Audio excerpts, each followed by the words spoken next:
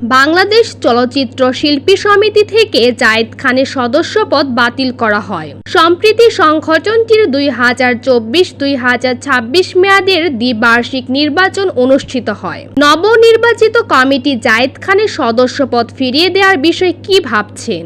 এমন প্রশ্নের জবাবে ডিপজল সদস্যপদ ফিরিয়ে দেওয়ার বিষয়ে সম্মতি দিয়েছেন। এই প্রসঙ্গে ডিপজল বলেন, সমিতি থেকে যাদের সদস্যপদ বাতিল করা হয়েছে তাদের একজনকেও বাদ দেওয়া হবে না, বরং সবাইকে সদস্যপদ ফিরিয়ে দেওয়া হবে। পাশাপাশি নেওয়া হবে আরও নতুন সদস্য।